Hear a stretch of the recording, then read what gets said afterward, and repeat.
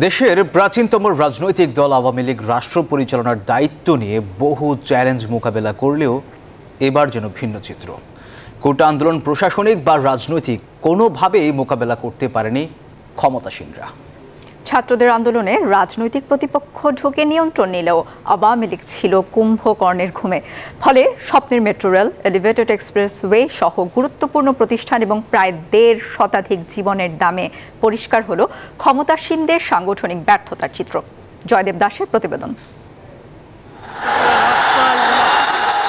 কোনো পূর্বাভাস ছাড়াই ১৫ বছরের ক্ষমতাসীন আওয়ামী লীগের দুর্গে এমন পালছেড়া দমকা হওয়া আসবে তা অনুমানও ছিল না দলটির কর্মীদের।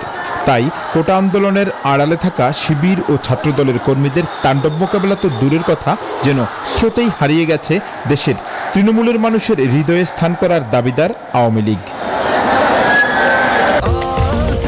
স্বাস্থ্যকর অল টাইম হানিকম, সব সময় অল টাইম হেলদি লাইফ। অতীতে পাড়া মহল্লায় প্রতিরোধ গড়ে তুলে সন্ত্রাসী কর্মকাণ্ড মোকাবেলার রেকর্ডের পাতা যেন এবার একেবারেই উল্টে গেল ঢাকা মহানগর আওয়ামী লীগের। ছাত্রদের আন্দোলনে রাজনৈতিক দলের কর্মীরা প্রবেশ করলেও মহানগর, থানা, ওয়ার্ড এবং ইউনিটের আওয়ামী লীগের নেতারা ছিলেন পুরোপুরি অন্ধকারে। কেন্দ্রীয় সাধারণ সম্পাদকের বারবার সতর্কবার্তার পরও কেন কুম্ভকর্ণের ঘুম ভাঙেনি তার সঠিক জবাব নেই এই আওয়ামী লীগ নেতার কাছে। আমরা ঘুরে দাঁড়ানোর চেষ্টা করেছি, কিন্তু ফেল করেছি। আমাদের এইভাবে ওদের সুযোগ পাওয়ারই কথা না। শত্রু যে আস্তে আস্তে জড়ো হচ্ছে সেটা আমরা আমলেই নেই। এটা আমাদের সত্যি আমি একটা অবস্থান থেকে আমি বলবো যে আমাদের ব্যর্থতা আছে।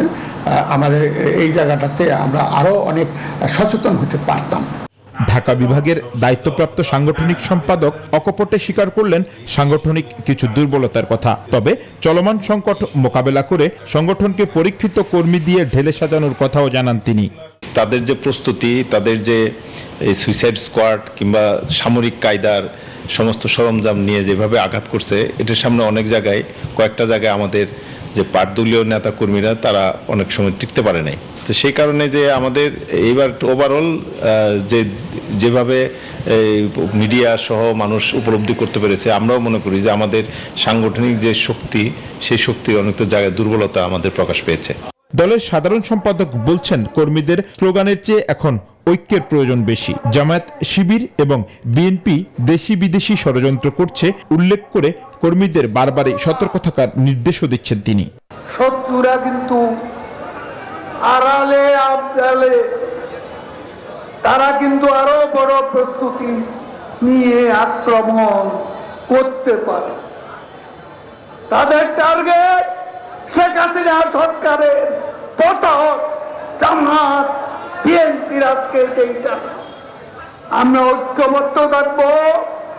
আজকে আমাদের দরকার সাহস, সাহসী নেতার দরকার, সাহসী কর্মীর দরকার। সাম্প্রতিক আন্দোলনে আওয়ামী লীগের সাংগঠনিক যে দুর্বলতা প্রকাশ্যে এলো তা মেরামতের দাবি উঠেছে দলের কেন্দ্র থেকে তৃণমূল পর্যন্ত। জয়দেব দাস, নিউজ 24, ঢাকা।